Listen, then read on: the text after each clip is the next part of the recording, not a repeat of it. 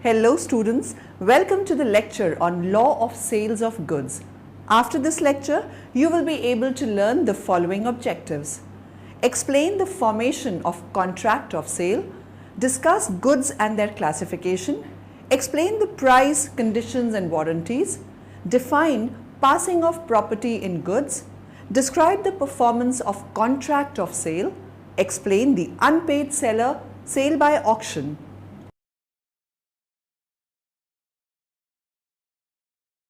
Now let us know more about the sales of goods. Of goods between a supplier and the customer. It means that all goods sold have to require being of a satisfactory quality and fit for purpose. This means the product or goods have to meet the standard purpose in the product's description, as well as personal purpose, for example selling a particular brand of shoes to an athlete. It also refers to the selling of a good being sold to a consumer at a consideration called price. Price of goods sold must satisfy both the supplier and the customer, therefore an agreement needs to be made. Goods that automatically fall under this act are all tangible items that can be handled by both the supplier and consumer. Therefore, if goods fail to meet the requirements presented on the packaging, etc., customers are entitled to claim under the Goods of Sales Act. In trade and commerce, sales and purchase of goods are very common transactions. These transactions may appear to be very simple, but the possibilities of complications are always there. The Sale of Goods Act contains the basic principles as well as the legal framework of transactions of sale and purchase. This act extends to the whole of India except the state of Jammu and Kashmir. Buyer. Buyer means a person who buys or agrees to buy the goods. Seller. Seller means a person who sells or agrees to sell the goods. Delivery. Delivery means voluntary transfer of the possession of goods from one person to another. Usually, the goods are delivered from the seller to the buyer. Immediate delivery of goods is not necessary or mandatory. Price. Price means the money consideration for the sale of goods. The money here means the currency in circulation. Remember, any contract without consideration is usually not valid. Goods. Goods means every kind of movable property other than actionable claims and money, and includes stock and shares, growing crops, grass and things attached to or forming a part of the land which are agreed to be severed before the sale or under the contract of sale. Agreement to sell, where the transfer of property in goods takes place at a future date. Sale, when the transfer of property in goods takes place at the time of contract. Document of title. The document of title of goods includes the following documents: the bill of lading, the dock warrant, the warehouse keeper's certificate, the wharfinger's certificate, the railway receipt, the multimodal transport document, the warrant property. Property. Property means the general property in goods. The property can be understood in two ways with reference to any goods. The general property in goods means ownership. The special property means the possession or control of goods. Formation of contract of sale. The essentials of a contract of sale are as under. Two parties. There must be two parties. One cannot sell to himself. The seller and the buyer must be different. A part owner can sell goods to another part owner. Goods. The subject matter of the contract of sale is goods. The goods must be movable. Immovable things are out of the purview of the act. The goods may be present or future. Transfer of property. The seller transfers or agrees to transfer the property in goods. The transfer of property in goods means the transfer of general property. Consideration. The price is the consideration for the contract of sale of goods. The exchange of goods for goods is barter. Exchange is partly for goods and partly for money in a sale. Elements of contract. All essential elements of a valid contract must be observed because basically it is contract. Form of contract of sale. No form of contract of sale is prescribed under the Sales of Goods Act. The contract of sale can be expressed or implied. The contract of sale may be in writing or by word of mouth. The contract of sale can be conditional or absolute. Delivery of goods. The contract of sale may provide any of the following methods for the delivery of goods. Immediate delivery of goods. Immediate payment of price but delivery at some future date. Immediate payment of price and immediate delivery of goods. Delivery or payment or both made in installments.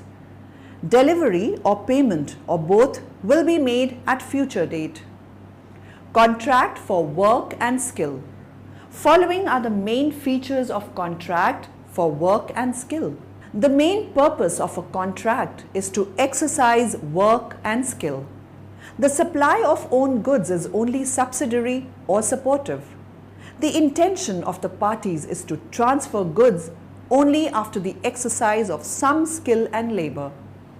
The Sales of Goods Act is not applicable to this category of transaction. Goods and their classification. The goods forming the subject matter of the contract of sale may be classified as under existing goods. The existing goods are the goods which are owned and possessed by the seller at the time of sale. The existing goods may be of three types. Specific goods. The goods which are identified and agreed upon by the parties at the time of the contract of sale are specific goods. 2. Ascertained goods. Ascertained goods are the goods which are identified after the formation of the contract of sale. When the unascertained goods are identified and agreed upon by the parties, the goods are called as ascertained goods. 3. Unascertained goods. These are the goods which are not identified and agreed upon at the time of the contract of sale. These goods are merely described by the parties at the time of the contract of sale. Future goods. Future goods are those goods which do not exist at the time of the contract of sale. These goods are to be manufactured or acquired by the seller after the making of the contract of sale. Contingent goods. It is a kind of future goods. These goods are those goods the acquisition of which is contingent upon the happening or non-happening of an uncertain event. Price of goods. Following are the methods to determine the price. Method 1. The price is specified under the contract. It is the most common method of determining the price. Here, the parties decide the price in advance. Method 2. The price may be determined as per the method specified in the contract. Here, the parties decide in advance the method of determining the price. Method 3. The price may be determined in accordance to the custom and the usage of the trade. This method is applicable if the parties regularly trade. Where the price is not fixed as above, the buyer shall pay the seller a reasonable price. Method 4. The price may be determined by the third party. If it is so, the contract shall specify the name of the third party. If the third party fails to specify, the contract is void. But if the goods are delivered to the buyer and used by him, he is required to pay a reasonable price. Consequences of destruction of specific goods. The consequences of the destruction of specific goods can be discussed under the following three heads.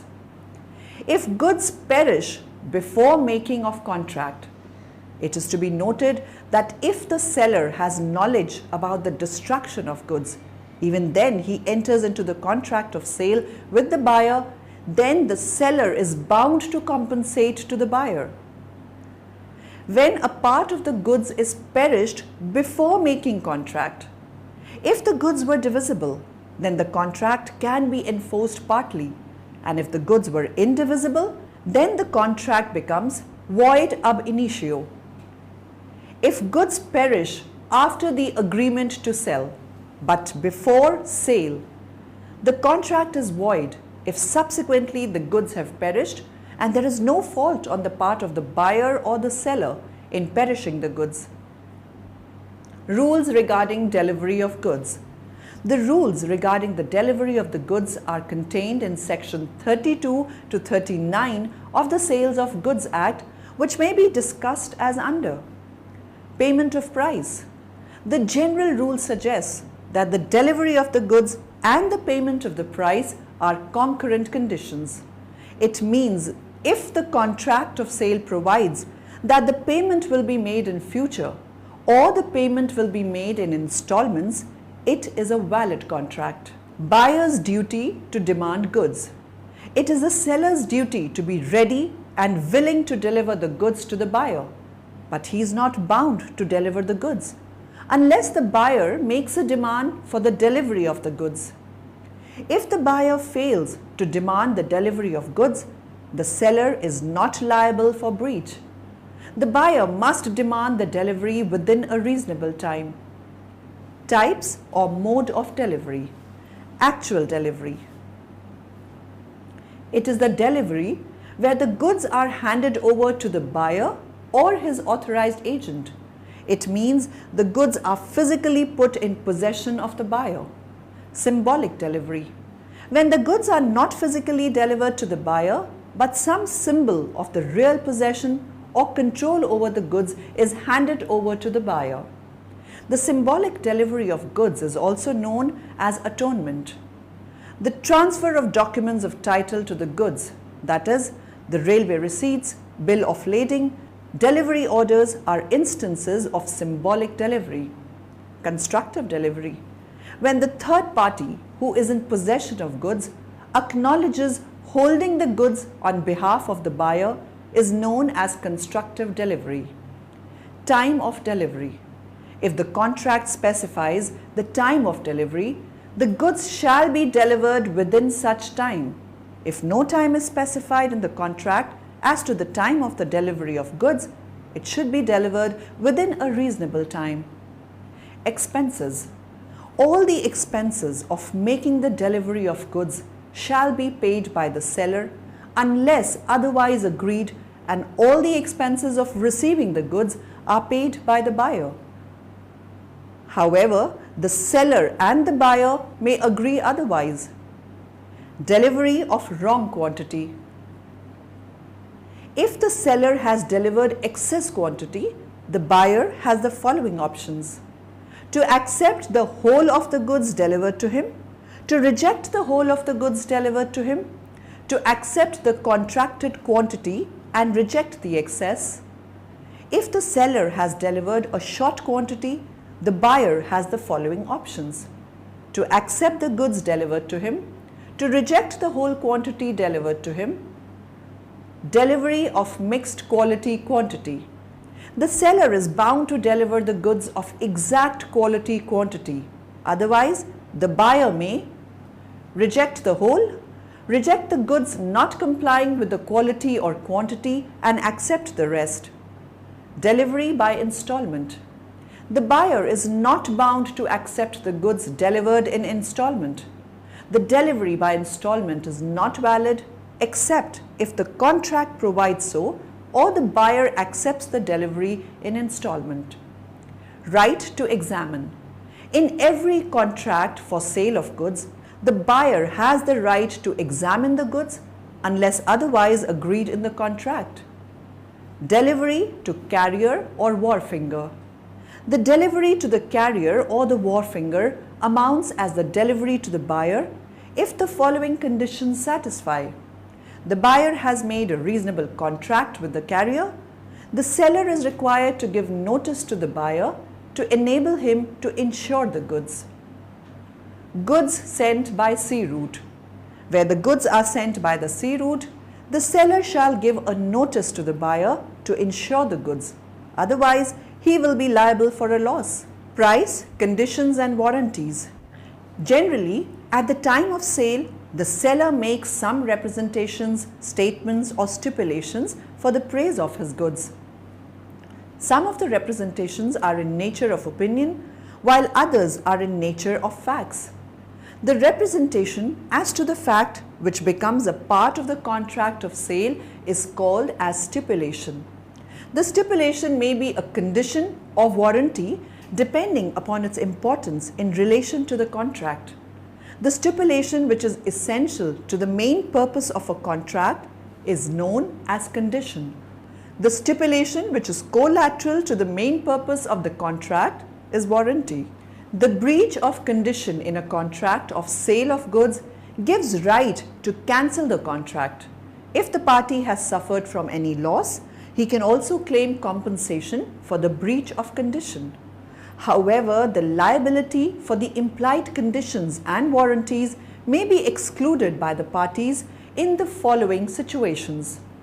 If an express agreement between the parties provides so, if the course of dealings between the parties suggests so, if there is a custom or usage of a particular trade.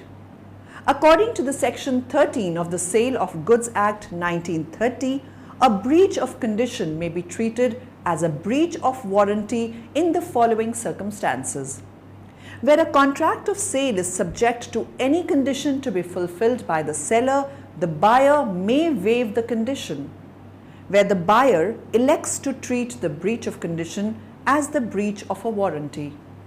Where the fulfillment of any condition or warranty is excused by law by the reason of impossibility or otherwise. Implied conditions, conditions as to title. There is an implied condition on the part of the seller that, in the case of a sale, the seller has a right to sell the goods. In the agreement to sell, the seller will have a right to sell the goods at the time of passing of the ownership in goods. Conditions as to description. Where the goods are sold by description, if later on the buyer finds that the goods are not as per description, he may reject the goods and claim a refund of the price. Sale by sample. Where the goods are sold by the sample, following are the implied conditions. The bulk shall correspond to the sample in quality. The buyer shall be given a reasonable opportunity to compare the goods with the sample. The goods shall be free from any defect, rendering them unmerchantable. It is to be noted that the implied condition applies only in the case of the latent defects, that is, those defects which cannot be discovered by ordinary inspection. Implied warranties. Following are the implied warranties. Warranty as to quiet possession. In the absence to any contract showing a contrary intention, there is an implied warranty that the buyer shall have and enjoy the quiet possession of the goods. If the buyer is disturbed in the enjoyment of the goods, he can claim the damages from the seller. Warranty against encumbrances. Unless the circumstances of the case are such as to show a contrary intention, there is an implied warranty that the goods shall be free from any charge or encumbrance in favor of any party not declared to the buyer before or at the time contract is made. Warranty as to quality and fitness by usage of trade. An implied warranty as to the quality of fitness for a particular purpose may be annexed by the usage of trade. Warranty to disclose the dangerous nature of goods. In case of the sale of dangerous goods, the seller is under an obligation to warn the buyer about the probable danger. A failure to do so will make the seller liable to pay the damages. Doctrine of caveat emptor. Caveat emptors is a Latin word. It means, let the buyer beware. It is the buyer's duty to select the goods of his requirement, and the seller is not bound to supply the goods which shall be fit for any particular purpose of the buyer. It suggests that the buyer, while purchasing the goods, must act with a third eye and ear. He should be careful to see that the goods purchased will serve his purpose well. If the buyer is not careful and he finds later on that the goods do not serve his purpose, he cannot hold the seller liable for it. The seller is under no obligation to tell the defects of his articles. Passing of property in goods. The main purpose of a contract of sale of goods is to transfer property, ownership in the goods from the seller to the buyer. The parties to a contract of sale of goods are subject to certain rules, free to agree terms as to the transfer of property and of risk. It is important to remember that ownership and possession are two different things.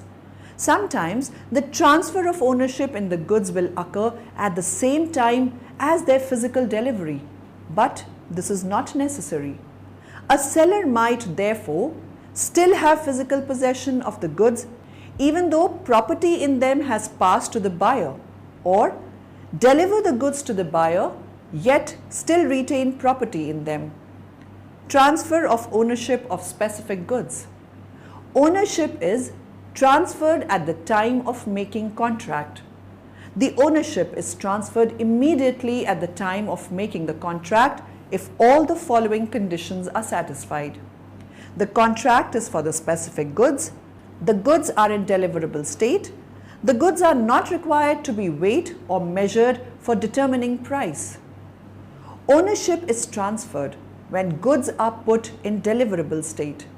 If the goods are not ready in the deliverable state at the time of making the contract of sale, the ownership of goods is transferred after the formation of the contract of sale when the following conditions are satisfied.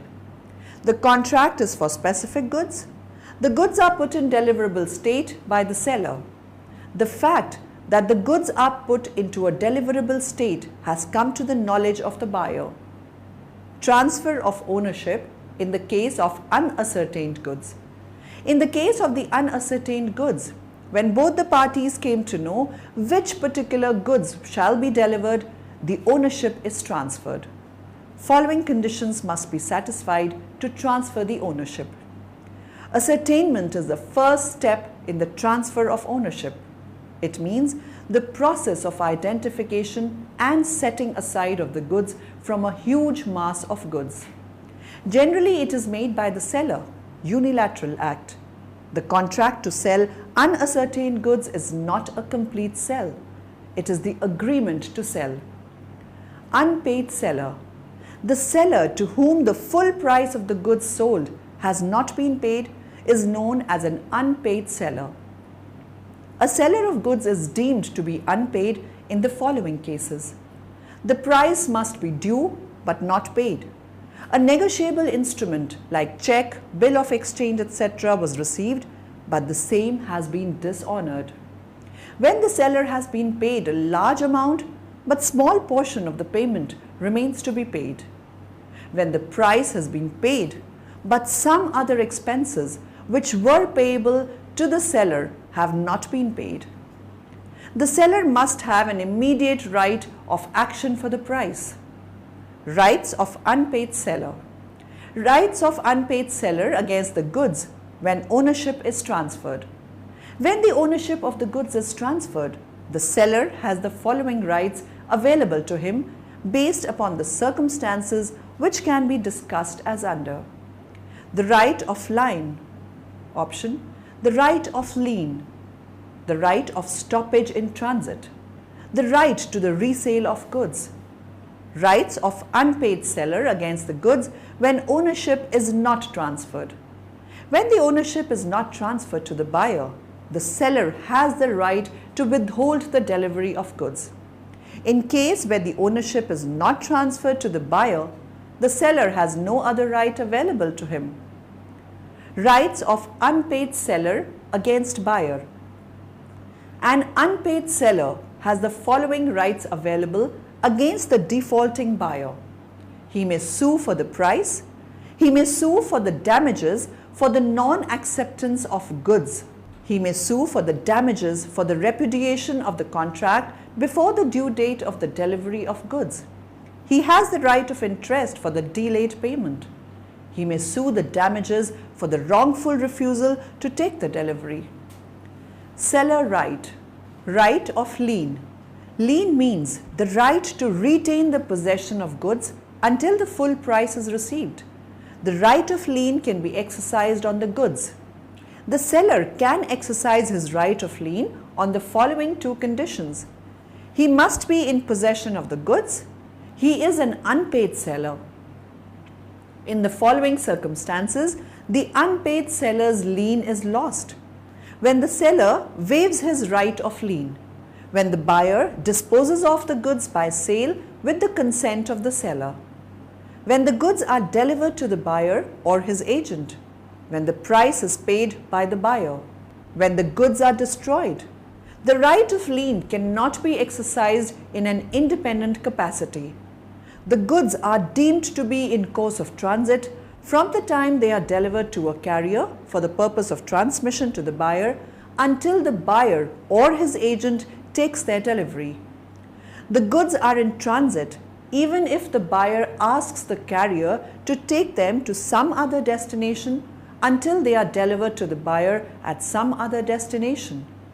If the goods are rejected by the buyer and the goods are in the possession of the carrier, the transit is not at an end even if the seller has also refused to take them back. Right of resale. If the ownership of the goods is transferred to the buyer but the price is not paid and the goods are in possession of the seller, he can exercise the right of resale. In case of perishable goods, the unpaid seller can resale the goods if the buyer fails to pay the price within a reasonable time. The seller is not required to give notice of the resale in the case of perishable goods. In case of the non-perishable goods, the unpaid seller can resell the goods if he has exercised his right of lien or stoppage of goods in transit. Right to withhold delivery of goods.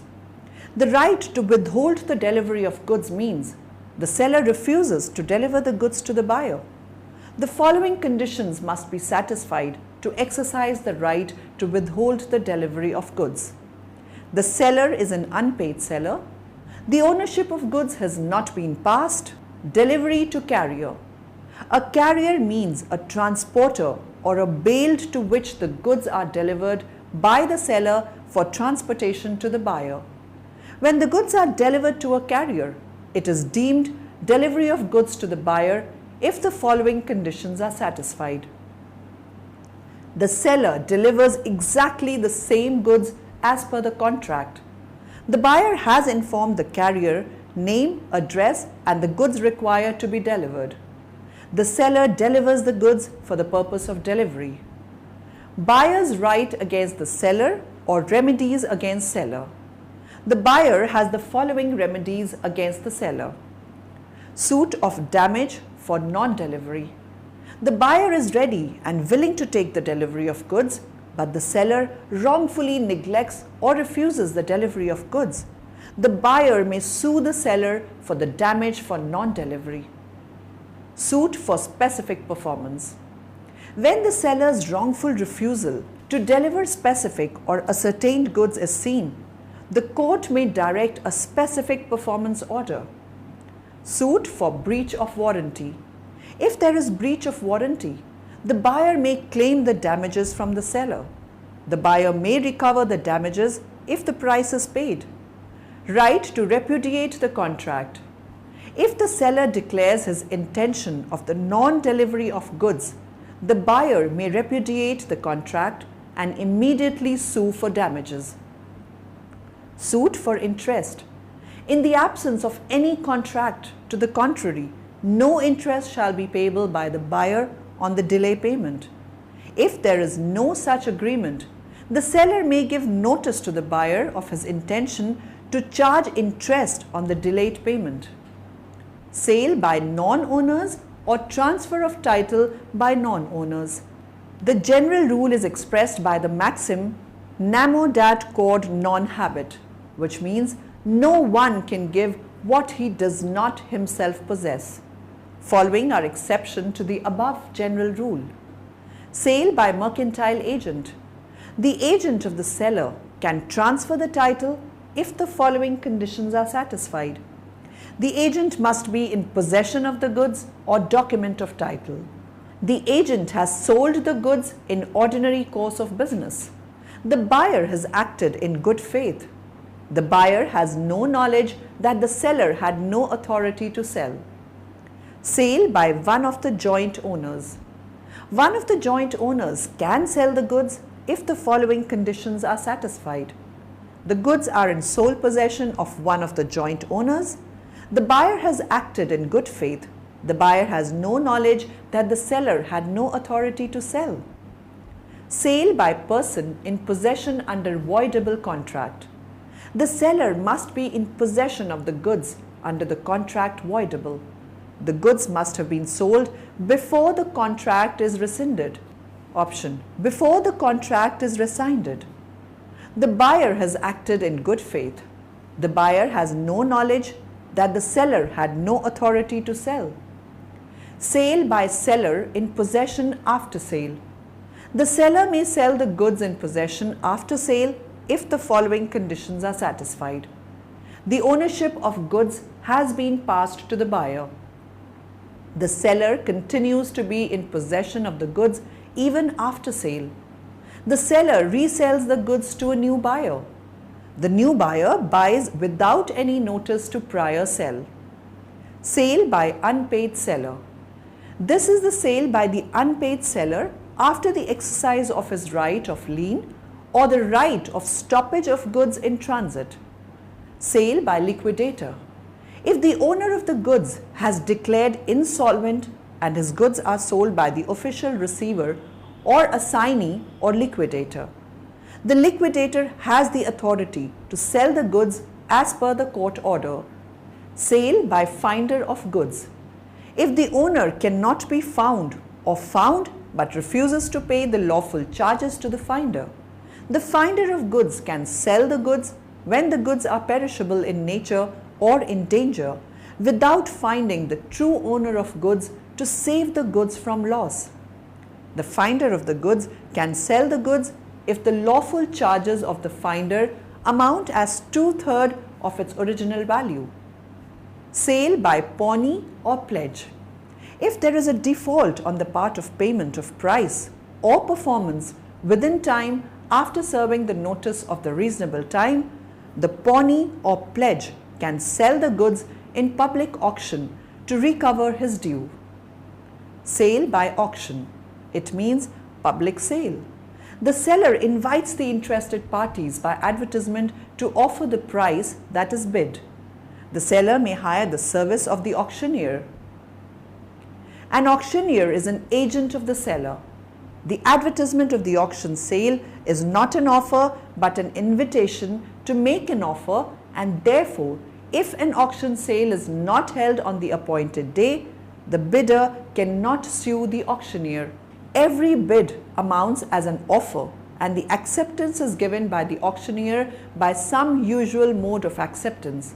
Example, fall of hammer. The auction sale starts with the placing of bids. The auctioneer accepts the highest bids, but he may accept the lower bid without giving reason. When the bid is accepted, a valid contract is formed.